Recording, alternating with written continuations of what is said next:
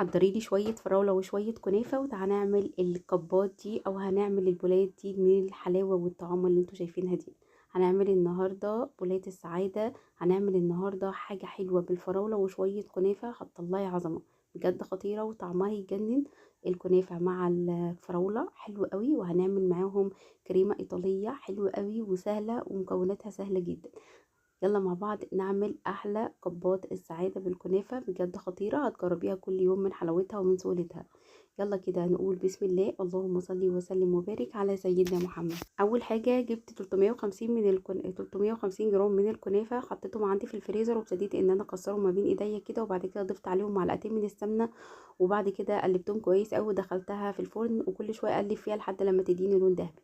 وتعالوا بقى نحضر احلى كريمه ايطاليه خطيره. 2 صفار من البيض، معلقتين من النشا او معلقتين من باستري كريم، وعندي ذره من الفانيليا، وعندي كمان ربع كوبايه من الحليب ونص كوبايه من السكر. هقلبهم كويس قوي. لو ما عندكيش باستري كريم بتحطي الاربع معالق من النشا او الكاستر اللي موجود عندك تضيفيه. بعد كده هقلبهم كويس قوي لحد لما احس ان السكر وكل حاجه دابت تماما. بنزل بقى بكوبايه من الحليب وبقلبهم كويس قوي، وبعد كده برفعهم على النار لحد لما يديني قوام تقيل زي ما انتوا شايفين معايا كده. فاضيهم في بوله، وبعد كده بغطيهم عشان وشها ما ينشفش لحد بال ما تبرد تماما، وبعد كده بحطها في التلاجة تبرد شوية او تبقى يعني باردة. وبعد كده بعد ما بردت معايا تماما بضيف عليها كوباية من بودرة الكريم شانتيه، وبعد كده كوباية من الحليب او اللبن او المية تكون بدرجة حرارة التلاجة، وبضربهم عندي بالمضرب الكهربائي، وبقى عندي أحلى كريمة إيطالية طعمها بس يجنن بجد خطيرة، تنفع لحاجات كتير أوي في الحلويات. بجيب البولات بتاعتي واكون مقطعه الفراوله على شكل انصاف كده بالشكل اللي انتوا شايفينه ده. برص حروفها من الشكل ده، بس انا حسيت ان هي هتقع، ابتديت ان انا احط طبقه من الكريمه بعد ما حطيتها عندي في كيس التلاجة، وبعد كده برص الفراوله بالشكل اللي انتوا هتشوفوه معايا كده على الحروف او الجوانب بتاعه القوالب بتاعتي. ممكن تعملي في اي طواجن او قوالب موجوده عندك، مش لازم قوالب معينه.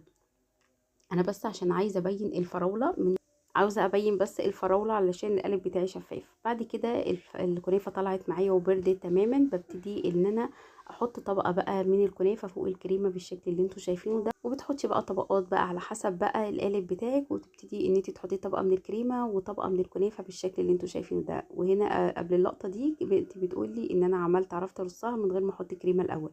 بحط بقى الكريمه طبقات زي ما انتوا شايفين كده، وبخلص كل الكميه.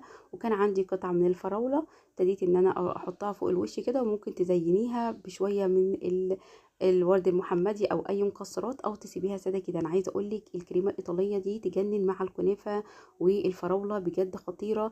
ميكس حلو جدا يستاهل ان انت تجربيه، بيتباع بره بارقام خياليه. اعمليه في البيت ووفري، وهتعملي كمان حاجه نظيفه، وكمان هتديكي كميه اكبر.